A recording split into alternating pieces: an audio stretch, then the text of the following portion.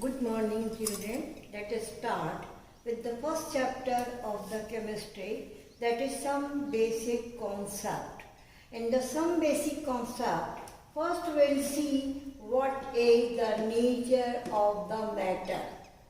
Now the matter is defined as anything that occupies space, which possesses mass, offers resistance, and can be felt by one or more of our senses.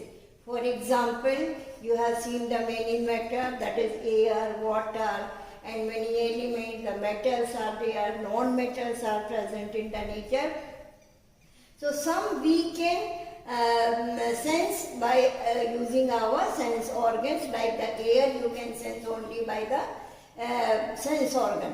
And then so some you can see, that is by using your eyes. So this is a way by which we can define the matter. So anything which occupies the space, which offers resistance, is called as matter. And for example, for the matter are air, water, metal. So whatever you seeing by your eyes, that is called as matter, because the matter occupies some space and then it is having some mass, and that's why they are offering some resistance also. So this is about the nature of the matter.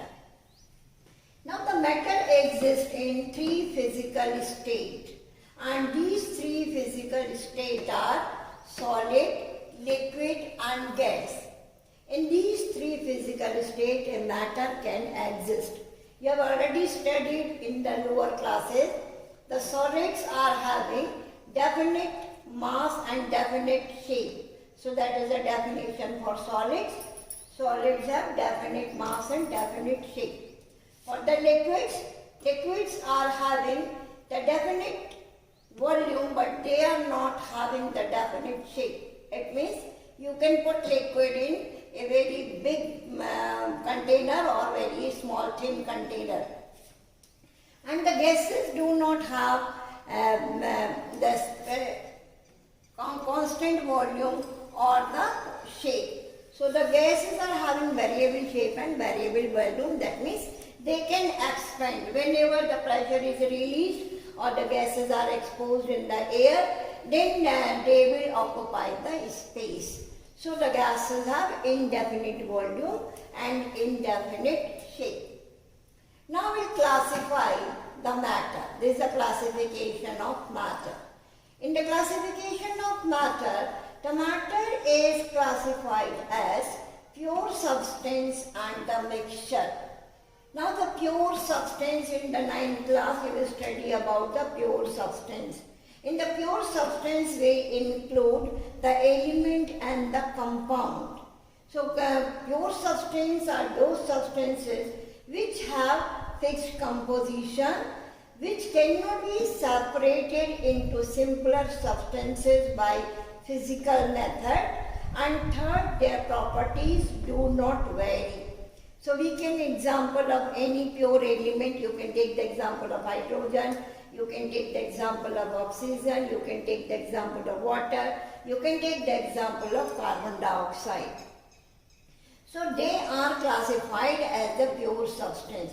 Basically, the elements and compounds are classified as pure substance because they have fixed composition. In the compound, there is a fixed composition. Like carbon dioxide is having the formula of CO2, and that is having the fixed composition of carbon and oxygen. Now the second is, it cannot be separated into simpler substances by physical method.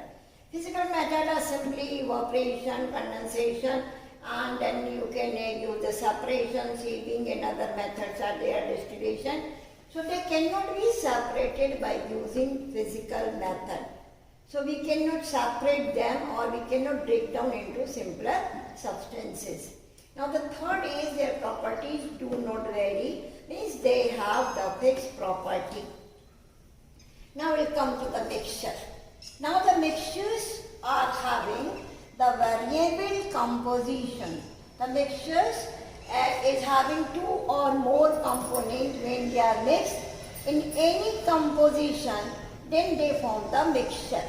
That when two or more substances are mixed in any proportion or in any composition, then they form mixture.